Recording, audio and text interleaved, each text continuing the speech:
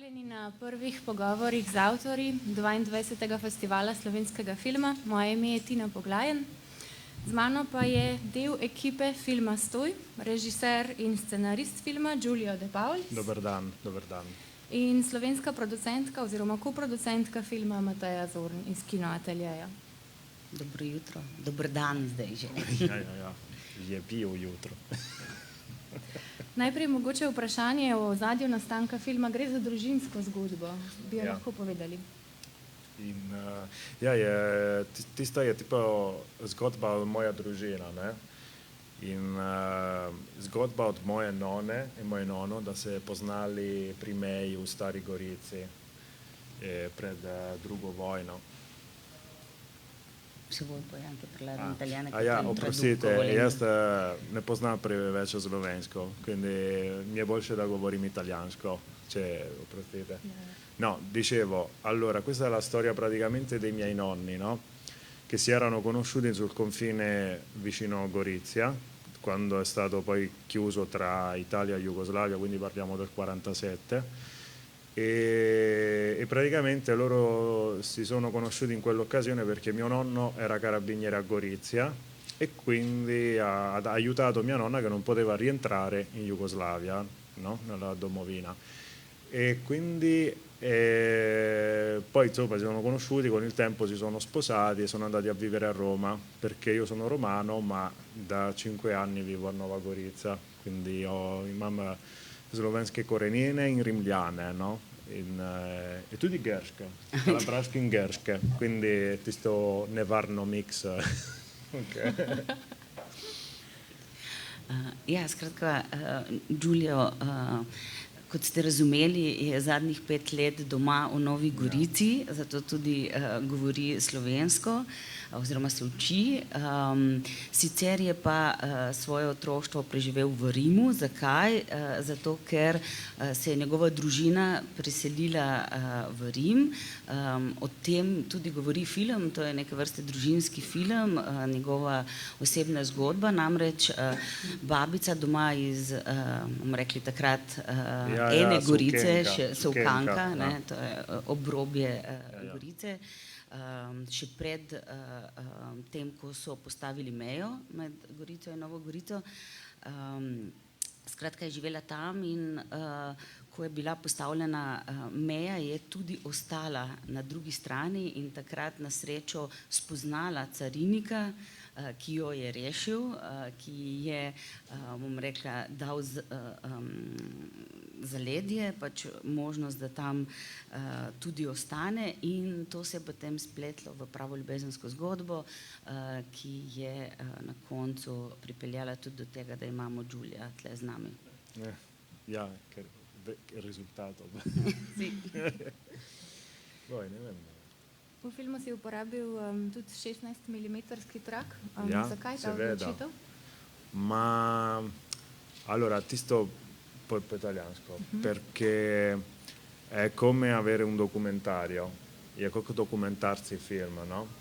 E tako se dobijo tutto stara ottica za per i cinegiornali, e quindi era così, uno ha l'impressione di vedere un documento dell'epoca, anche se poi è il ricordo di una signora, perché alla fine è stato strutturato così. Uporabil je 16 mm trak, zato ker je želel vnesti tudi nekaj dokumentarnega, se pravi resničnega. Posnetki, ki so v filmu, so tudi posnetki tvojega strica, ne? Ja, ma questo più avanti, to je bolj naprej. To je na koncu samega filma. Skratka, ta dokumentarizem tudi enega dnevnika, to je bila njegova želja. Praticamente è stata la decisione proprio per girarlo come se fosse un documentario, no? E poi l'8 mm è stata una sorpresa perché neanche sapevo che esisteva.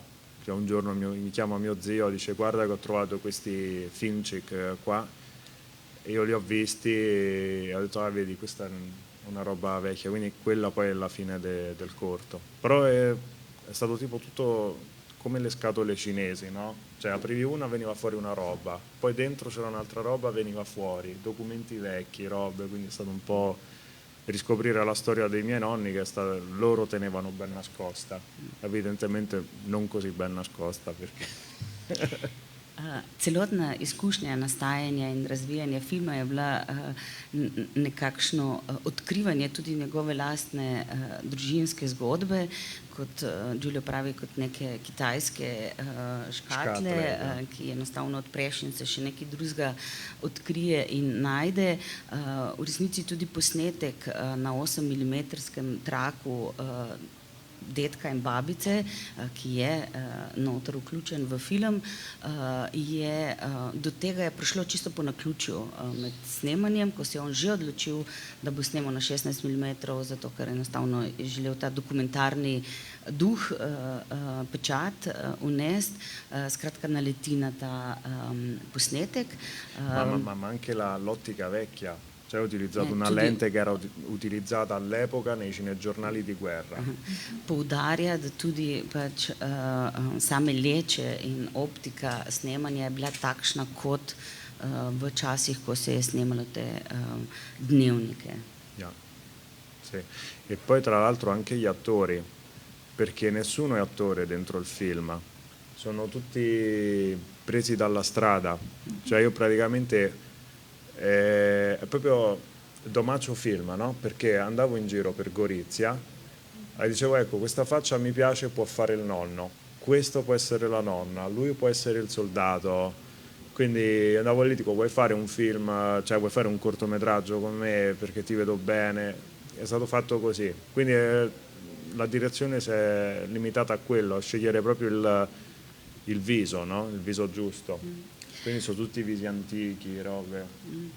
Tudi sama izbira igralcev, želel je to resničnost, rečemo, ta unikatni pečat prostora, v katerem je zgodba tudi postavljena, in je k sodelovanju povabil tudi ljudi, ki jih je enostavno srečal na ulici, ali pa so to prijatelji, to so vsi naturščki, no, niso profesionalni igralci. Ja. Mogoče kakšno vprašanje?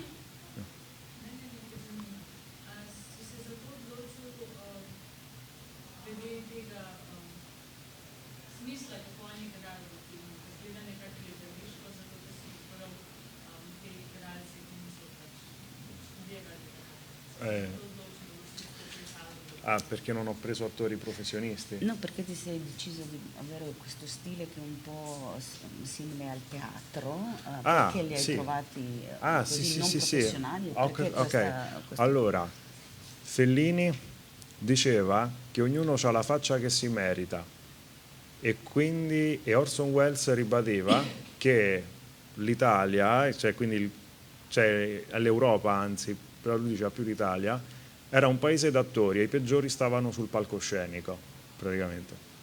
E poi ovviamente, tu dici impostazione teatrale, però io l'ho fatta proprio perché sembrasse vero, cioè io avevo fatto lo storyboard, avevo progettato e poi ho detto ok, butto tutto e faccio come mi viene, come mi sento, in modo che sembrava una cosa più vera, no? Più reale, ecco, anche se poi è tutto di fantasia alla fine. Giulio pravi, da Orson Welles in Fellini.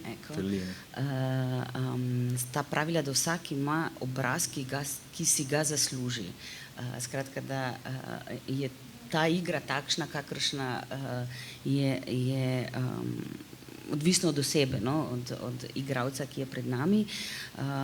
On je sicer v scenariju vse to skiciral in razmišljal, potem se pa je nekako prepustil čisto trenutku in temu, kar je lahko dobil strani igralcev oziroma teh naturščkov.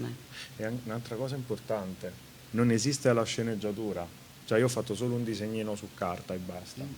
V resnici ta scenarij sam ne obstaja, izhaja vse iz ene same slike. Sì, proprio uno schizzo così basta, dico questo, quest'altro, fine. Così. Hvala lepa. Giulio De Paulis, Mateja Zorn. Hvala. Hvala vam. Zmanjkuje časa, ampak na hitro. Zdaj, zelo racionalno na stanju filma, ne, se pogovarjamo. Kaj se dogaja pri avtorju tako globoko za svoje korenine svega? Vemo, film je proces, ampak tudi da se pa nekaj dogaja. Cosa succede dietro di te girando questo film dove vai veramente a scavare cosa è successo con te? Questa esperienza tua di fare un film di te e di tua famiglia. Grazie per la domanda. È stato praticamente molto difficile perché poi escono fuori delle cose che tu non conoscevi di te stesso.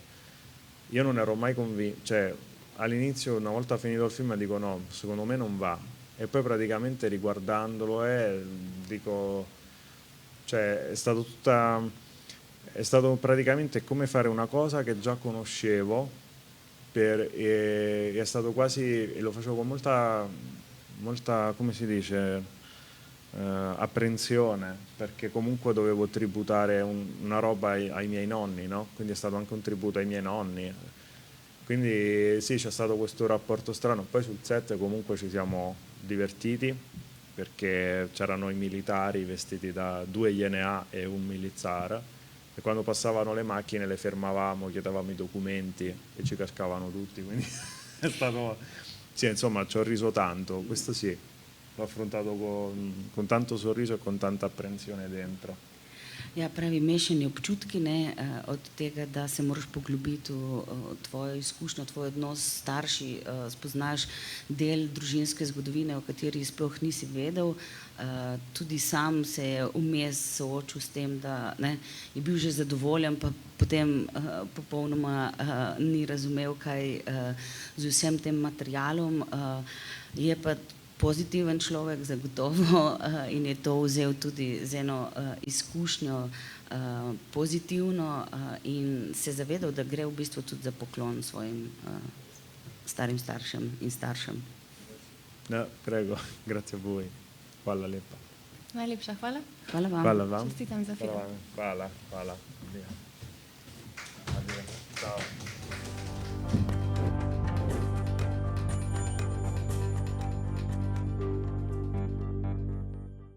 Igor in Rosa, z mano sta režiserka in scenaristka filma Katja Culja in producent oziroma slovenski producent filma Igor Pediček. Mogoče bi začela z vprašanjem, ki sem ga postavila že včeraj. Torej, gre za obmejno zgodbo, ki se dogaja v enem takem zelo specifičnem kulturnem prostoru. Verjetno so v njej tudi kakšni biografski elementi, glede na to, da tudi vi prihajate od tam. Na obmejnem prostoru, zato ker jaz sem Slovenka s Trsta in to mejo zelo dobro poznam. Sem jo doživljala, ko je bila, jo doživljam zdaj, ki ni več. Avtobiografsko zgodba je recimo deloma avtobiografska, ker je nastala, jaz mami se moram zahvaliti, ker se je po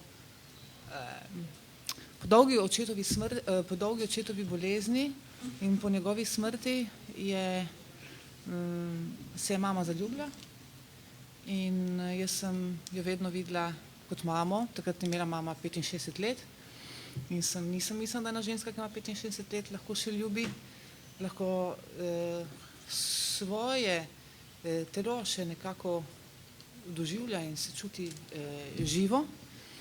In takrat me sta stvar malo presenetila in pol sem začela pisati, no. In tako še naprej. Mogoče vprašanje za producenta oziroma koproducenta, kaj pa je vas pritegnilo k projektu? Treba je povedati, da tale film, v bistvu, vse Katja to dobro ve, je tisti scenarij, ki smo ga na začetku imeli in to, kar je iz tega zdaj nastalo, je bil en zelo dolg proces. Ampak seveda, to je pač metoda za delanje filma. Jaz sem se tega zavedal, Katjo sem spoznal in glavnih momentov je pa bil tudi seveda točkovanje na Slovenskem filmskem centru, kajti tam se točkujejo participacija slovenskih avtorjev in če jaz kandidiram za slovensko režiserko v tuji koprodukciji, mislim, da je to velika točka. Tako da bili so od tehle, bi rekel, čist preračunljivih momentov do nekega instinkta, kaj se zna pač s tem filmom zgoditi in da bo film našel neko svojo publiko in jo je. Mogoče vprašanje za oba, kakšna pa je bila potem dejanska ta izkušnja koprodukcije med Italijo in Slovenijo? Verjetno vseeno obstajajo določene razlike med filmskim ustvarjanjem v eni in v drugi državi. Absolutno. Moram jaz povedati, da sem imela to veliko srečo, da ekipa je bila 60% slovenska in da sem slovensko ekipo dosti boljše delala kot zemljani. Imela sem izredno ekipo, kostumografinja tudi Slovenka, maskerka je, skoraj ogromno, mislim, je bilo Slovencev v ekipi. Vse se je začelo že prej s to koprodukcijo. Prvi denar je prišel v Slovenijo, če se ne motim, je res Igor. Denar, če ne bi bilo slovenskega denarja, ne vem, pol je ministrstvo italijansko je prvič zavrnilo film, pol je Slovenija dobila, Igor je dobil denar in pol smo spet predstavili na ministrstvu. Dolga je bila ta stvar, ne? Ja, porodne težave, ja. Vsak film, ta je imel malo mogoče večje kot navadno. Ja. Zanimivo, ker jaz ne vem, kako se ti Italijani delal. Jaz moram povedati, da sem Slovenci zelo dobro delala in drugi film bi spet z isto ekipo absolutno delala. Sam direktor fotografije bil Italijan, sicer ni Rimljan, in scenaristka. Drugače večina so bili res Slovenci. Jaz moram dodati, da je v bistvu italijanska ekipa bila, to so vrhunski strokovnjaki bili, vrhunski iz filmske industrije, italijanske, ki delajo tudi za Američane, tako da tu ni bilo nobenega dvoma.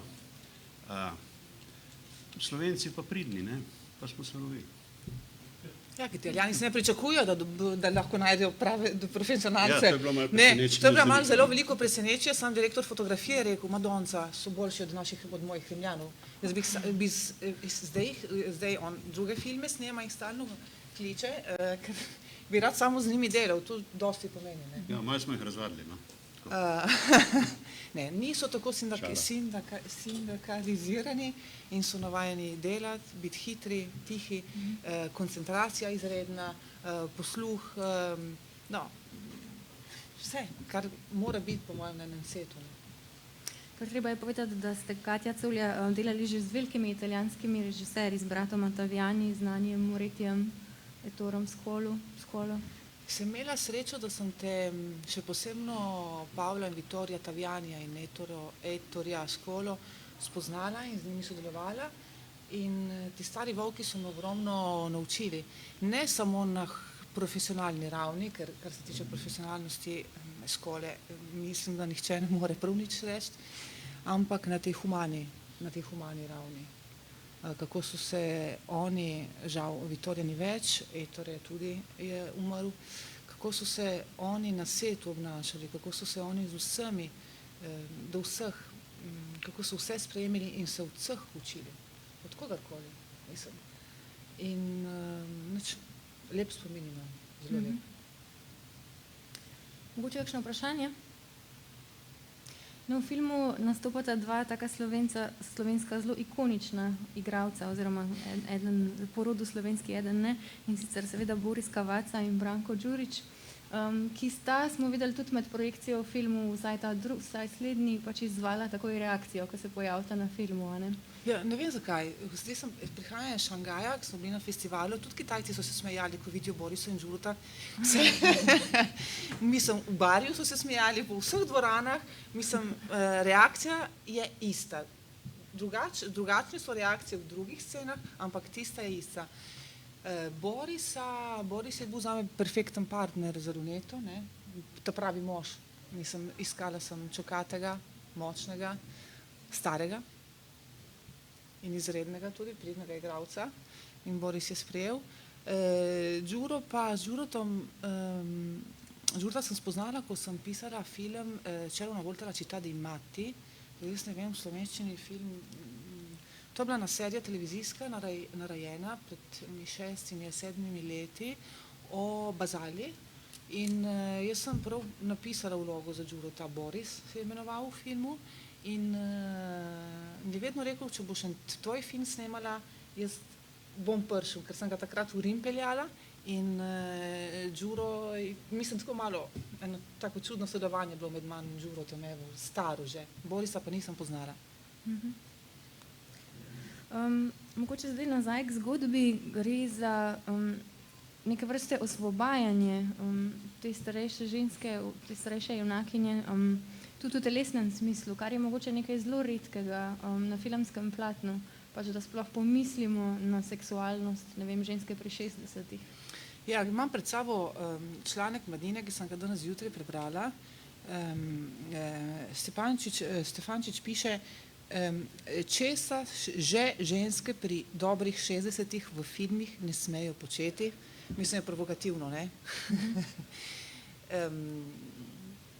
Jaz sem si želela, mislim, z te osebne izkušnje mame, sem začela njo gledati drugače. Sem jo videla, sem začela gledati mlado, še mladostno, obnašala je se kot deklica, 20-letna včasih, in sem tudi telo začela njeno dojemati drugače in tudi moje, moram po pravici povedati. In ko sem Luneti predstavila, protagonistki predstavila vlogo in sem ji rekla, da jo hočem videti nago, takšno kot je, da jo bom postarala. Na začetku je bila malo šokirana, ne? Je rekla, no dobro, prav ne tako hudo ne bo. Pa je bilo, ker sem jo postarala, sive lase ima in ko sem casting, ker sem ogromno igralk jaz videla, večina igralk, nažalost, ženske se pomladijo. Mislim, ne vem, kako imajo okrog 50 let, začnejo malo pomlajevati, ne? In imajo to kožo, ki ni več ekspresivna. Nimajo na sebi več nič, mislim, ne veš, kaj bi z njimi. In Luleta je bila med tistimi tudi redkimi igralkami, ki je bila, on taka je, mislim, ni posebno lepa, ima 61 let in moram reči tudi zelo radodarna. Ker ni tako enostavno, res, da ena ženska, igralka, še posebno, ko ima 60 let, se pokaže za tisto, kar je. Mislim, da je ni sram. In mislim, to je ena pozitivna stvar, tudi druge ženske, ne, da vidijo na igralko tako, kot je bila naša soseda, prijateljica, pa ne vem, mati. Živimo, nažalost, v svetu, kjer bi mogli biti vsi perfektni in večno mladi. No, in recimo, ni prav tako. Nekaj takega je bilo prav moje naslednje vprašanje, ker jaz sem mislim, da to razen v vašem filmu videla samo še v filmu Gloria od tega Čilenca, Sebastian Lelio, kjer je pač, jaz sem ta film gledala v Sarajevu in so bile take grozne reakcije, pač ljudje so odhajali z projekcije, zato ker pač je tudi ta starejša ženska spala z nekom, ker je bila gola v filmu in tako, odkje je ta tabu, zakaj starim ljudem ne dovolimo, da bi bili še seksualni? Me gledaš kot predstavnik starejših ljudi? Ne, pomagaj mi. Kje je ta tabu? Ne, moram reči, jaz ne vem, v italijanski kinematografiji tega ni. Ni vlog ženskih vlog, v resnici ni ženskih vlog. So, da je tistega 40. leta, ne vem, zakaj, sicer v tuji filmografiji, nemški, francoski, tudi ameriški, bi lahko naštela vrsto filmov. Gloria, ja, je zelo lep film, tudi ekstremen, kar se tega tiče, ker ženska pol ima tudi spolno, mislim, skupaj spi s tem moškim. Sicer jaz sem snemala eno sceno, sta bila Boris in Luneta naga, sta bila v posli, ampak smo jo rezali, žal, ker bi konc bi se malo, bi že nekaj povedali prej, tako so to sceno snemali, žal mi je zelo lepa, ne vem, dan, ne bomo kam dali, da jo bo publika gledala drugače. Ne vem, če je morala, če je religija, mogoče filmski svet je svet, ki ga predvsem moški ustvarjajo. Moški odločajo. Ne vem, jaz mislim, nočem biti preveč kritična do tega, ker imam tukaj samo moške okoli sebe, producente moške in zaradi tega ne moram proti... Ampak v filmu je bila velika večina sodelavcev ženskih, tako da ženske kvote so bile prisotne v filmu, to moram prav poudariti in je pa Katja imela vso svobodo, saj konec koncev. Vemo pa, da je s filmom vedno tako, da več ali manj prodaja iluzije, tisto, kar je pa izven iluzij, pa probamo v kulturi delati. mogoče je to malo bližnji odgovor. V kulturi delati. Ja, no, ne v industriji. No. Ja, dobro, ja, seveda, ni film za industrijo, ne, ni bil... Lahko?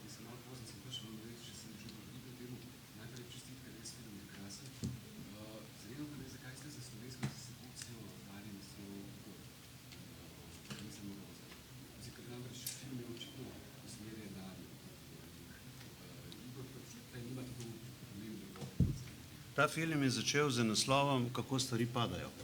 Ja. Pol smo film snemali, smo film spremenili v Neverin, zato ker kako stvari padajo, ne?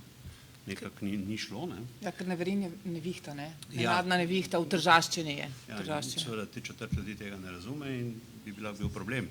Pol je pa z italijanske strani prišla ta ideja Rosa, ker je pač glavna junakinja Rosa. Jaz kot slovenski koproducent sem pa izkoristil to pravico, da še Borisa prodajam na tem tržišču, kjer Rosa ni, kjer pravzaprav Luneta ni znana. In zato je Igor in Rosa.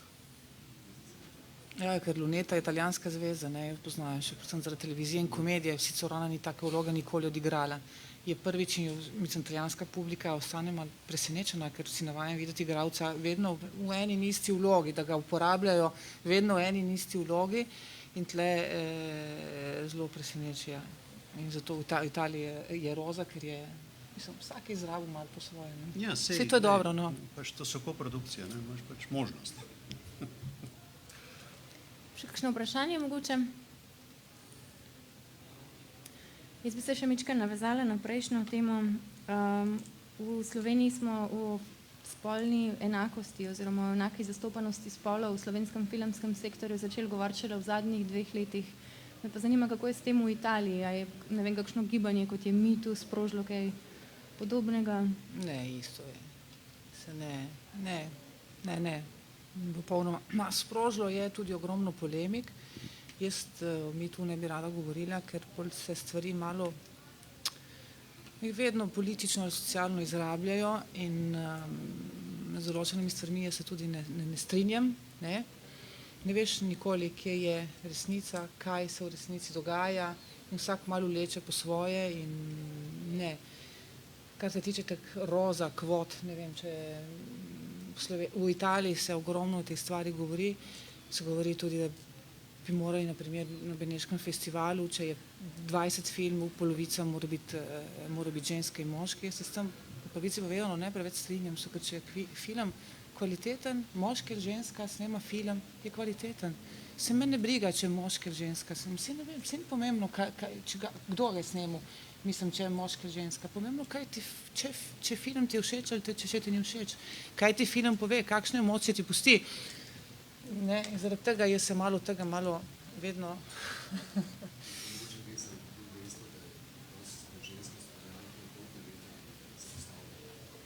So.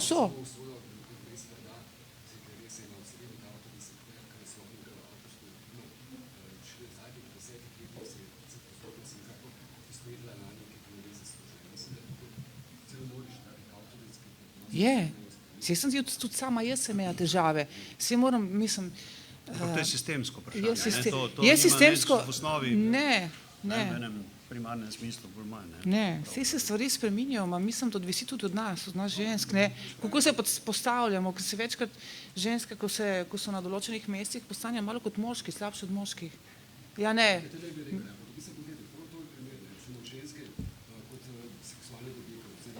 Ja. Ženske avtorice ustvarjajo tako delo Roza. Res, ženska postane subjekt. Nekdo v očih moškega pa videl objekt, ki pač mora biti lepo. Dobro, imam pa primere filmov, naprimer Roma od Injaritu ali pa Pavlikovskega. Mislim, so režiserji moški, Almodovar, mislim, velika imena zdaj dajem, ki mislim, vsi poznamo, ki ženski svet zelo lepo opisujejo. Ne, ki ženski svet izredno razumemo, zato mislim, je ena stvar malo subjektivna. Res pa je, da filmska industrija, ta industrija je predvsem moška. Zdaj, zakaj, kako? Jaz upam, se pač počasi spremenilo. Najdeš sogovornika v moškem, kot najdeš sogovornika v ženski. Vse svet, kar se tega tiče, odpira, to je res. Malo odvisi od vseh, ne, od enih in drugih. Moramo biti odprti, evo. Odprti, komunikativni in tudi, ne. Se strinjam. No, s to mislijo zaključujemo današnji pogovor. Najlepša hvala Katja Colja, Igor Pediček in čestitke za film. Hvala lepa. Jaz bi sam še dodal, da mi je delanje tega filma bila čast in privilegij. Ja, tudi meni. Hvala lepa. Izredne sodelavce sem imela. Hvala vam.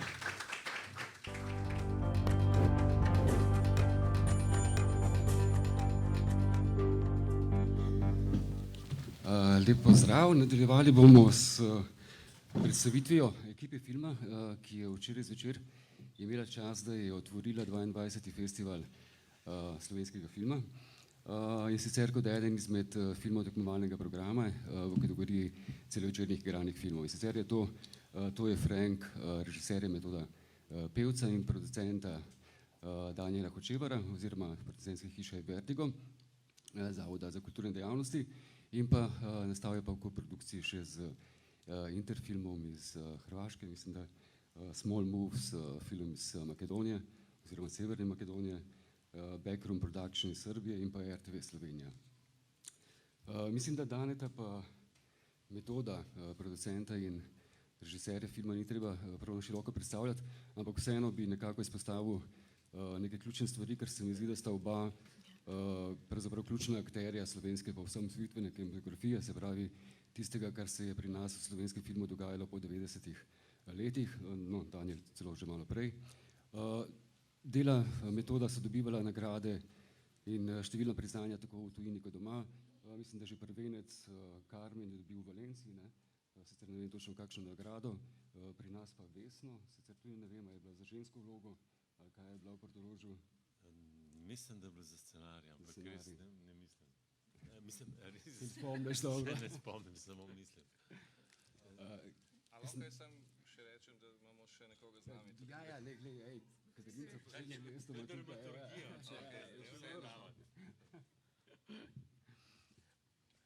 Skratka, potem je Metod posnel še, ne vem sicer koliko je bila nagrajena, ampak izjemno uspešna in posebej še pri občinstvu Pod njenim oknom, recimo tista neka slovenska enačica romantične komedije.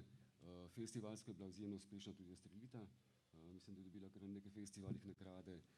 Za Aleksandrinke je prijel nagrado Prešernovega sklada, leta 2012, kaj bo že Vaja v objemu, za kateri so dobil Vesno za režijo, Dom je dobil Vesno za najboljši dokumentarni film, skratka, res praktično cel opus je nekako ovenčan, vsako delo z neko določeno nagrado. Seveda Metoda poznamo tudi kot igralca, kot pisatelja, skratka kot pomembnega akterja v našem kulturnem prostoru.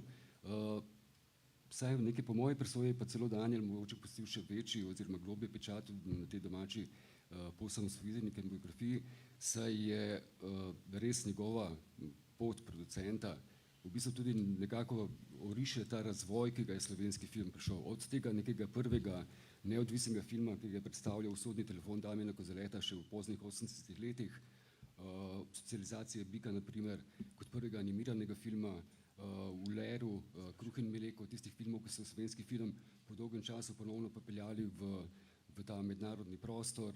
Ruševine so bile tukaj predmestje Vinterja Möderdorferja. Skratka, ogromno avtorjev, ogromno del, ki so zares pomembne za domačo kinematografijo. Hkrati je pa tudi tisti producent, jaz mislim, ki je to formo manjšinske koprodukcije pripeljal na čisto neko drugo raven v tej našem prostoru in je dal tisto veljavo, ki za preživetje neke take male kinematografije, kot je slovenska, pač izjemno pomembna, se mi zdi. Se pravi, te manjšinske koprodukcije, kot je Sivi kamion rdeče barve, Kako sem ubil svetnika, veliko ve, da jih je bilo malo, pa ste mi pisal, da že malo pozabil, pomagaj Dane. Ja, letos je Petrunija, se pravi, točno, novi film Tevone Mitevske. Hvala, Denis, no, lepo si mi predstavil. Evo, in zdaj pride Katarina. Namreč, kot jaz sem reči, da imam s sabo tukaj danes, oziroma mislim, da bo še Marko, da imam pravi mali dream team slovenske fotografije, ker namreč pridružila se nam je še Katarina Čas, ki je imela pač glavno vlogo, oziroma eno izmed 3 glavnih vlog v filmu. Pač tista slovenska karizmatična, recimo TV voditeljica, igralka, ki se je v bistvu v zadnjih letih prelevila v neko mednarodno, mogoče celo hollywoodsko divo. Mislim, en tak res uspešen, izjemno uspešen, no, se mi zdi prodor v mednarodni prostor si dosegla, tako da res vsaka čast. Nastopljajo v filmih, jaz se spomnim najprej vsaj teh mednarodnih produkcij, kaj je bil Policista, Čuvaj, The Guard, ja, s tem briljantnim Brendanom Gleesonom zraven, Volk iz Wall Streeta, kjer je Martina Scorseseja, kjer je ob DiCaprio in Robbie Margot zaigrala. Robbie Margot je bila še enkrat v Terminalu, sta skupaj nastopili na Prehod, skratka ogromno filmskih produkcij, velikih filmskih produkcij pomembnih, hkrati je pa tudi zelo uspešna bila v televizijskih, tako domačih kot tujih, med domačimi lahko omenimo Prepisane, pa Življenje Tomaža Kajzerja, med tujimi pa Berlin Station je bila ena teh zadnjih tako relevantnejših, se mi zdi.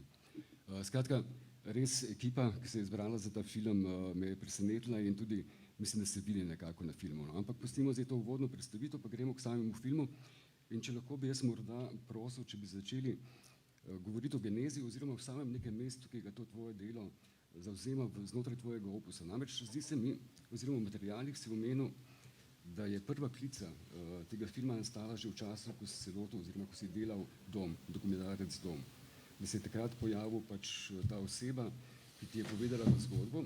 Pa me nekako zanima, koliko je to v relaciji oziroma kako pomemben je bil Dom in ali je danes zgodba oziroma film To je Frank zgolj odmev tiste bolečine in krivice, ki si jo razkrival z Domom, ali pa gre dejansko za nek odločen korak v to neko drugo smer, ki si se jo podal iz neke, recimo, intimno-urbanih zgodb v ta nek širši družbeni prostor, v katerega si se usmeril s temi svojimi zadnjimi dvemi deli. Ja, hvala za vprašanje, ki je sicer tako kompleksno, oziroma moj odgovor bi bil zelo kompleksen, če bi hotel biti točen. Ne. Zdaj ga bom poskusil nekako poenostaviti. Pri tej genezi se srečujeta dve stvari. Ena je v resnici moje poreklo. Jaz sem proletarski otrok, zrasel v nekem ljubljanskem predmestju in mi je dolgo časa živo ostajala v spominu oziroma sem živel na način, da je bila ta neka družbena enakost. Mi smo živeli v nekih proletarskih blokih, kjer smo bili vsi glih, ne glede kaj so bili starši, nismo se to sploh nikoli sprašvali, nobene socialne razslojenosti, pač očetje so dobivali tiste vsi enake plače, mi smo nosili vsi enake hlače iz veletekstila in tako, no, mislim, spomnim se pač te enakosti, ki so potem jo razglasili za zelo nepošteno, ker so pač nekateri bolj sposobni od drugih, a ne, in morajo več zaslužiti. To se je pa kasneje zgodilo, ampak tako sem odraščal, se pravi, to je otroštvo. Druga okužba v to socialno smer je bila seveda moj študij filozofije v času, ko je seveda profesor Božidar Derbenjak imel 3 marksizme, ki sem jih pri njemu študiral. Ja, no, ampak seveda ta marksizem je bil v resnici zelo zanimiv predmet. V bistvu tudi profesor Derbenjak je to predaval zelo duhovito, to ni bilo neka dolgočasna piflarija, če sem čisto iskren, ampak skratka, hkrati sem prekinil svojo nekako desničarsko, ali kako bi s temu rekli, kako bi rekel, tradicionalistično družino, ali kaj. Tako da sem zelo pravzaprav se nekako postavil na te temelje. Tako da je bilo to tudi logičen razlog, da sem potem šel delati ta dokumentarni film Dom v času krize, ker sem pač zelo od blizu lahko spremljal to spremembo, ki se je nenadoma zgodila znotraj tega delavskega razreda. In moram reči, da me je to ne samo, da me je na nek način prizadelo, vživel sem se v to okolje. Ne. Vsi tisti moji, ne vsi, pač pa kar nekateri od teh mojih fantov, ki so tam nastopali, Hasje, Pekrem, še vedno prihajajo na kavo, pridejo kaj pomagati, včasih, če imamo kakšno stanovanje za obnoviti. Tako smo prijatelji, hočem reči. Tako da sem v stiku vendarle s temi ljudmi. Tako da Frank je nastal nekje na tej poti, ne, se pravi, je deloma, ima seveda to genezo pač nekega, ker moramo vedeti, cela ta generacija, ki smo študirali filozofijo pol nekaj časa, ko so prišle te družbene spremembe in nismo vedeli, kaj je z tem. Mi smo vendarle formirani marksisti, mi imamo eno določen odnos do tega kapitalizma in potem smo se ves čas spraševali, mi smo ta poražena stran v resnici, ne, nas je tale profesor Derbenjak zavajal s tem marksizmom. Zdaj pa iz dneva v dan seveda sem začel ugotavljati, da ne, to je treba znova prebrati. Ta družbena ureditev, ki jo zdaj živimo, dejansko potrebuje ene vrste kritiko, lahko marksistično, lahko kakršnokoli, ampak to, kar mi živimo, je pravzaprav neka družbena ureditev brez sleherne kritike. Brez sleherne sistematične kritike, če pa govorimo o tistih filozofih, ki to počnejo na zelo zabaven način, bi pa jaz rekel, da je to bolj zabava intelektualistična, kot pa da je to nek resen, saj bi rekel, filozofski aktivizem. Imamo druga področja, kjer so aktivizmi danes zelo močni. Kaj pa imamo na tem področju? Osamljene glasove, ki so en bolj duhovit kot drugi.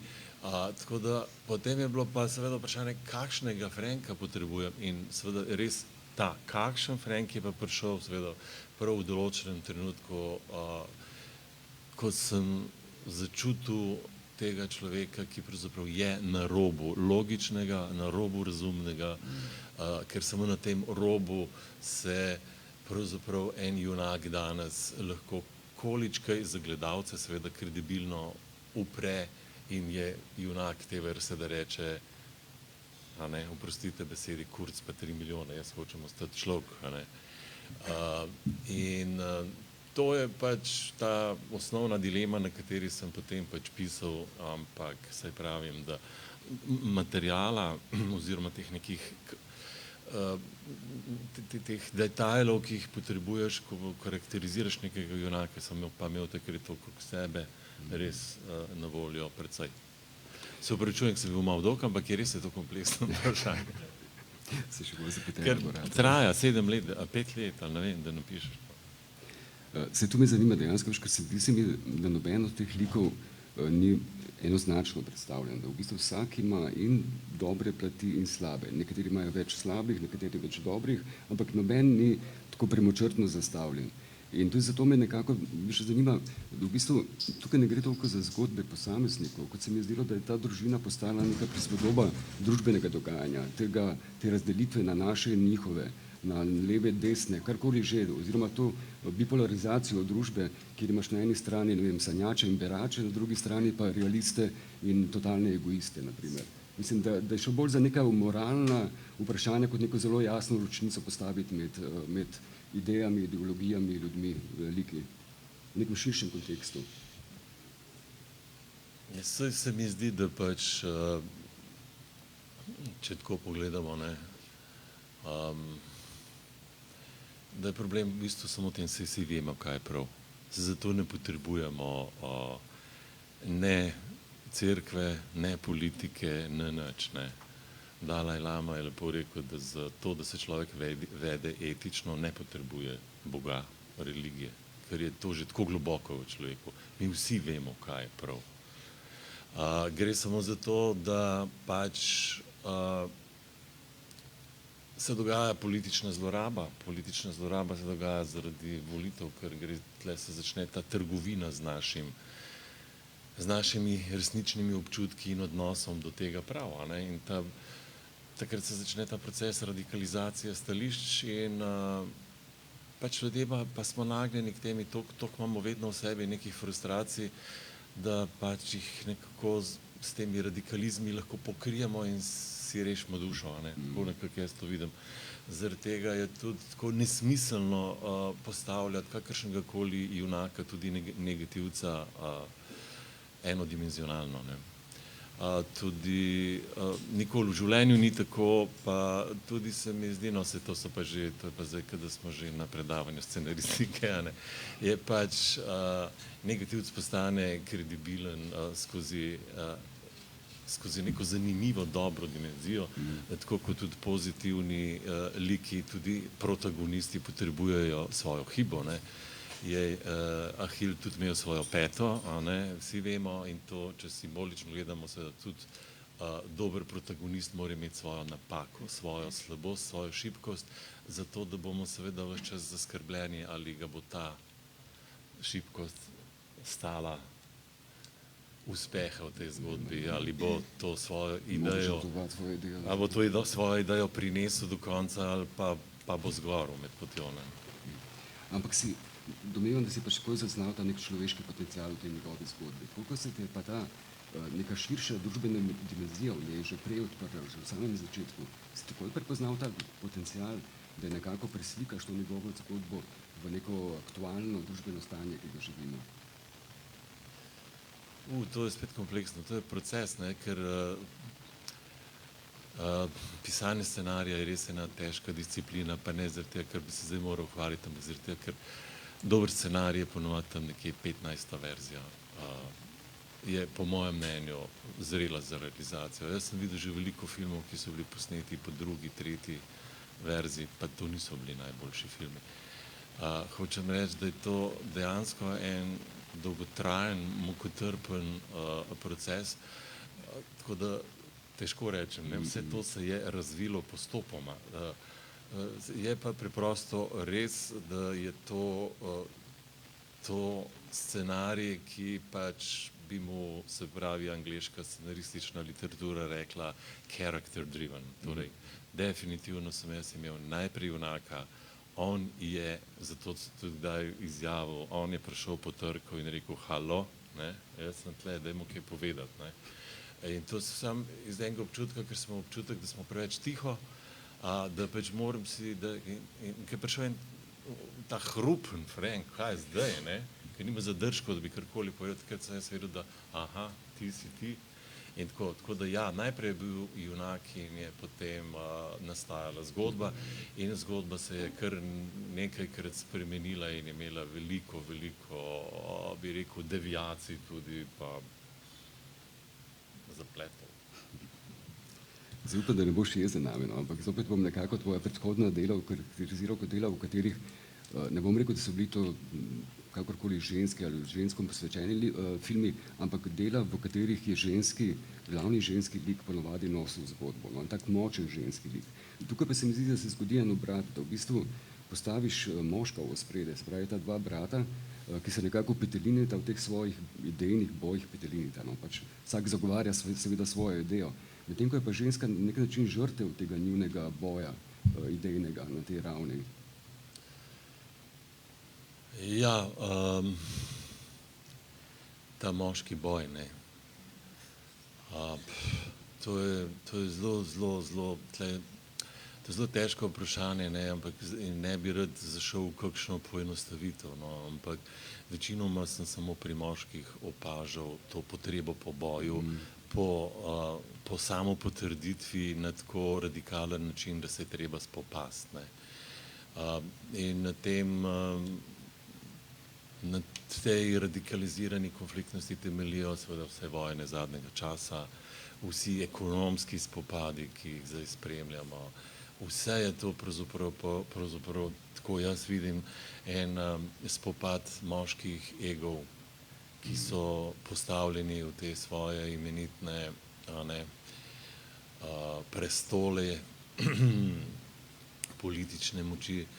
In ko večinoma se mi zdi, da je to kar tako, no, ne opažam žensk, ne pa se, hvala Bogu, zdaj pojavljajo povsod v politiki in tako, no, ne opažam žensk, ki bi po svetu s takim ponosom idiotskim gojile te svoje konflikte. Tega res ne poznam in se mi tako zdi, da ne, če bi zdaj prepustili politiko ženskam, da bi bila ta politika bistveno mirnejša. Najbrž bi se bistveno več pogovarjali in mogoče bi bilo še kaj drugega lepšega, no, tako da to je moško, ampak to v osnovi že sem vedel, da to bo moški film. Bo pa mogoče naslednji spet ženski. Z tega vidika me je pa presenetila tudi izbira Katarine za glavno vlogo, ker namreč, če primerjam s tvojimi predhodnimi, temi močnimi ženskimi likami, v kateri si pa zasedel take eterične igralke, kot je Polona Juh, me je presenetilo, da si v bistvu za eno tako vlogo pa izbral Katarino, ki je res taka karizmatično prezenco ima, no, nekako, bistveno bolj kot recimo, če primerjam s nekimi drugimi igralkami, ki si jih porabil v preteklosti. Ja, bom čisto iskren. Ker se te karizmatičnosti tiče, pač Ne vem, jaz ponovadi temu rečem prezenca. En igralec, ena oseba ima eno svojo osebno prezenco in včasih so igralci užaljeni, kaj jim rečeš, lej ta prezenca, ne, ti že s tem veliko narediš, ne mi zdaj toliko igrata, ne. Zaradi tega, ker na filmu, filmska kamera je izjemno senzibilna in včasih igralci s tem, ko poskušajo nekaj dodati, naredijo veliko škodo, ne, ker sorry, ni kaj dodati, lej, ti si dragocen in ti si zanimiv in si prepričljiv in tako. Včasih je zelo težko igralce prepričati, tako da to je vedno boga. Ampak, kar se Katarine tiče, mi da so prvič sodelovala, ko je bila pri nadaljevanki Vse je drugače, vse zgodi, pardon. Vse zgodi je bila pomočnica režije, asistentka, pa eno vlogo je odigrala, no. Super je odigrala. In to mi je, ta super mi je ostalo v spominu in potem je imela Katarina to nesrečo, da sem jo še nekajkrat povabil na poskusna snemanja. Pa ni šlo skozi, pa sem je pol po prvič povedal, da je prelepa za to vlogo ali pa kaj podobnega. Ne, šlo je za... Nam čakaj, da dobim gube. Enkrat sem res Pavlo pozval za to vlogo, ker sem rekel, no, zdaj pa že ima zarisane neke črte, ni več. Vse sem mi to odkrito povedal. Pa skratka ne za to. Na teh poskusnih snemanjih, ki so še zdaj zabeležena in sem jih že večkrat pogledal, tudi kakšnemu svojemu kolegu pokazal, to je bilo tako dobro, sem rekel, ja, to je tako dobro, pa je recimo nisem mogel zasesti, takrat šlo je za vaje v objemu, zaradi tega, ker tam en kvartet in ni šlo noter, prosto zaradi drugih partnerjev, ki niso bili dosegljivi. In je to obžalovanje, da nisem mogla sodelovati, ostalo in tudi pri tem filmu nisem pričakoval, da se bo zgodilo, ampak še zdaj vidim en moment, ko sem pa pomislil, mogoče pa. Ja, tudi mene je presenetilo. Da te izbral? Da me je klical za to vlogo, jaz ko, okej. In v bistvu sem tudi sama, pač je rekel, bova imela audicijo in sem bila tudi sama ker tudi jaz nisem imela, bom zdaj lahko ta res apatična, melanholična, praktično pasiven lik, ki me je na trenutke nerviral, ki je toliko pasivna, da je ono, da je Ines, no, da je unga, pošelj nekam pa pejt. In težko je bilo me najbolj ubiti pač v bistvu neko življenjsko energijo v sebi, ker je ona res na meji zloma skozi. Tako da sem bila jaz tudi zadnja v audicijo, da tudi sama vidim in 2 sem imela in smo bili vsi veseli in evo. Koliko ste pa delali potem na samem liku, na tem oblikovanju? Dejansko ste nekaj izvorne ideje, kakršna bi bil, preoblikovala si, recimo ti speljala, videla kakšen recimo aspekt, ki ni bil morda očiten na začetku? Zelo veliko sva se pogovarjala, to mi je všeč pri metodu, ki se s svojimi igralci pogovarja. Njega ne zanima samo kader, pač ne komunicira v tem primeru samo z Brdarjem, DOP-jem, ampak so mu igralci zelo pomembni. Tako da veliko pogovarjanja, tudi vadila sva veliko,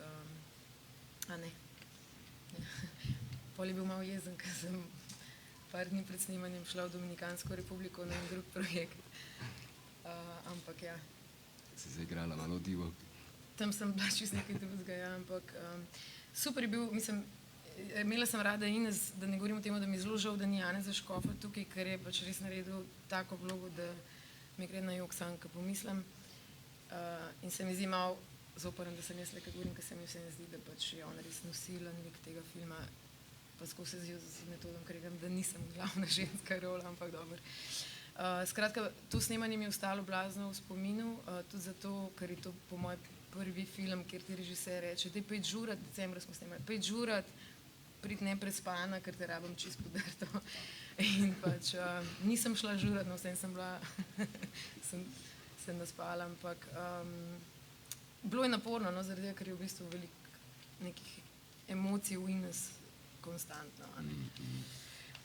Zdaj sem malo v tem navrgla, tako zdaj bom pa... Lahko dodam eno anekdotico, no.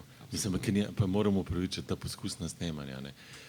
Jaz res to počnem, ampak to niso neke splošne audicije, da bi jaz zdaj znane igralce in neznane vabil na neke audicije in ne, pač ko delaš zasedbo, moraš odkrito priznati, da na koncu prejš eno dilemo in so poskusna snemanja, ko jo povabiš 2, največ 3, res tiste igralce, za katere verjameš, da so sposobni. In gre za to, da s temi poskusnimi snemanji dejansko eliminiraš svojo dilemo. Ker ni hujšega, da bi zdaj jaz, kot avtor prišel na set in bi nenadoma dvomil v enega igralca.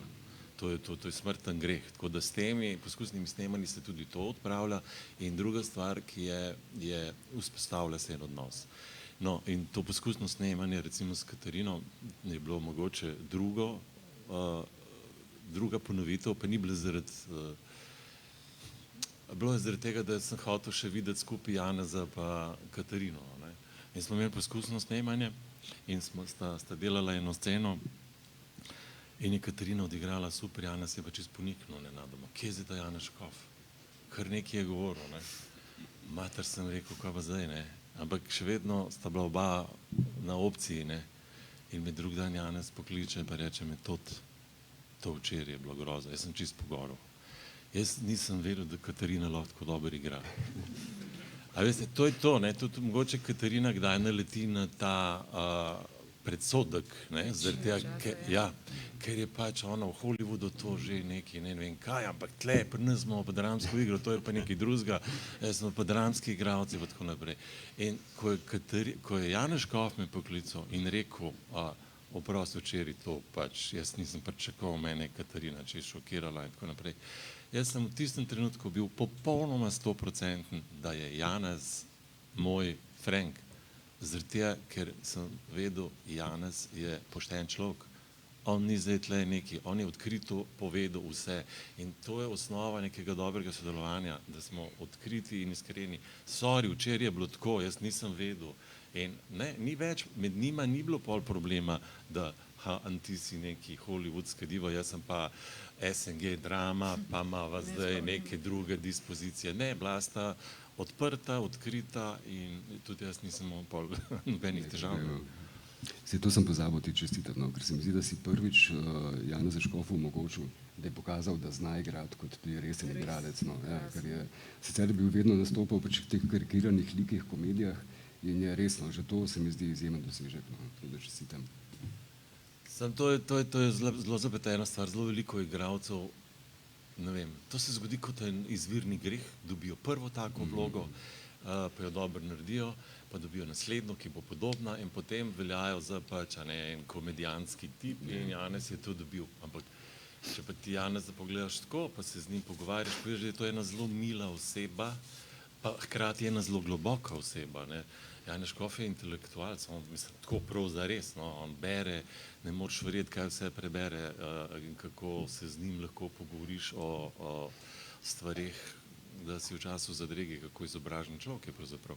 Ne, pa da ne govorimo o njegovi glasbeni izkušnji, da ne govorimo o še čem, no, skratka, on je pa v resnici človek z eno globino in širino, ki jo redko srečaš in marsikdaj je pa delal vlogice, kjer je pokazal tisto, kar je najlažje naredil, ne. Mal se pohecal pa to, ne, ampak to je pa res, ja. To je pa res, filmarji tudi včasih kaj spregledamo, ne. Da ne bom samo jaz govoril, kakšno vprašanje morda. Jaz bi Katarino mogoče vseeno vprašal, vse je mogoče malo naivno in neumno vprašanje, no, ampak kako ti ta prehod, vendarle si se v mednarodnem prostoru res zelo uveljavlja in kako ti ta prehod med domačo pa mednarodno produkcijo nekako danes gre, oziroma a ti pomeni ta domača produkcija nek nebodigatreba, ki je pa nujen za preživetje, ali se rada vračaš in delaš z našimi avtorji? Slovenski projekti res niso za preživetje.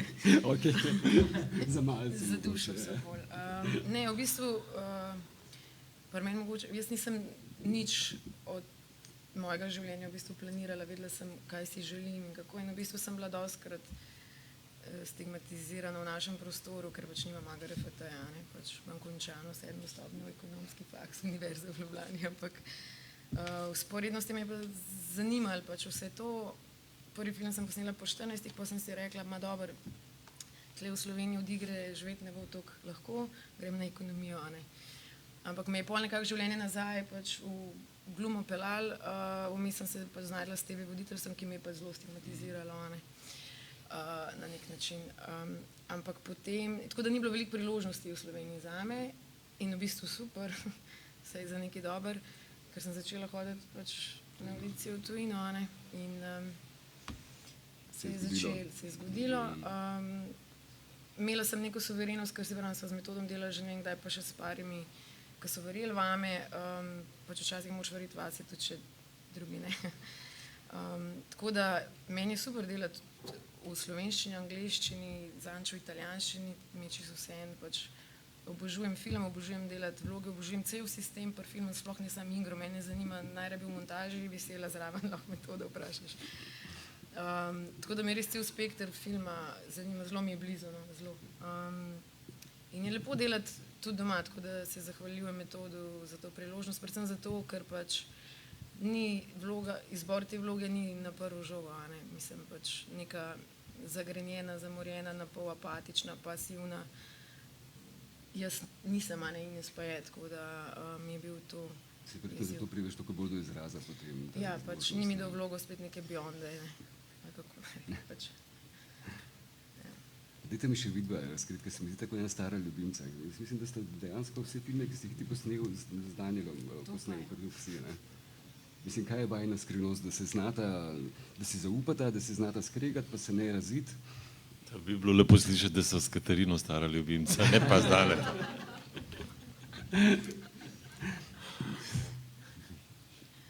Ja, ne vem, no, kaj ne rečem. Jaz se znam prilagoditi, no, kaj ne rečem. Ne, pač... Človek se navadne.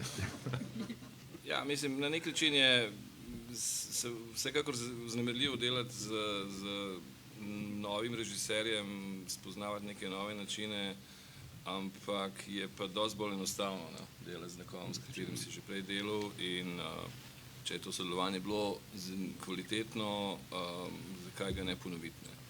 Mislim, ta film je bil produkcijsko relativno zahteven, ker je tako v samem produkcijskem smislu kot v finančnem. Mislim, jaz ne bom ponavljal vseh tistih zgodb po tem, koliko so slovenski filmi podfinancirani in v kakšnih pogojih delamo, ker je to dolgočasno, ampak ta film je bil na meji, ne. Ta film je bil res na meji, ob tem, da smo prijeli relativno visoke sredstva za današnje čase od SFC-ja, ampak ta sredstva so bila pol manjša kot v najboljših časih, enih 7-8 let nazaj. In brez tujih partnerjev seveda tega filma ne bi bilo mogoče narediti. Ne finančno, ne kreativno. In mislim, da to je en tak pozitiven primer te neke dobre koprodukcije, kjer se nismo dobili samo zato, da skupaj izmečamo nekaj denarja pa nekaj zlepimo, ampak zato, ker je tudi Metod imel zelo veliko kreativnega inputa strani sodelavcev iz drugih držav. Pač nastala je ena taka regionalna koprodukcija, ki pa mislim, da je tudi ta tema nekako druži, ker veliko je tovrstno razžaljenih ljudi vse povsod po, da bom rekel, po svetu, ampak po Evropi, še posebej po tem delu sveta in mislim, da je to ena taka tema, ki jo ni treba posebej pojasnjevati in razlagati in jo bodo ljudje razumeli, ne glede na to, da pač prihaja iz Slovenije, oni pa živijo nekje drugje. Še ena stvar je bila, ki se sicer Marko tako hotel vprašati, ampak zdi se mi ta vizualna podoba, ste izjemno lepo zasnovali, ker ne vem, dejansko v filmu niti enkrat ne posija sonce ali se to meni zdelo? Mislim, da je tako vseeno vsebino totalno ujeto. Ja, to so si z Markotom želela, da ne bi niti enkrat posijalo sonce. Snemali smo november, december, ampak ker smo se tako bali sonca, sonce je tudi sicer problematično lahko za filmsko snemanje, sploh v interjerih oziroma v ineksih, kot bi točno rekli. Tako da smo se proti soncu tudi malo oborožili, če sem čisto odkriti, ne, tako da v tem Branetovem stanovanju smo mi montirali zavese, da smo lahko krotili sonce in tako isto v Peku smo v tisti menzi mi blindirali okna, zato da smo spet lahko krotili sonce. Nekajkrat je bil, si ga pa res nismo želeli, no.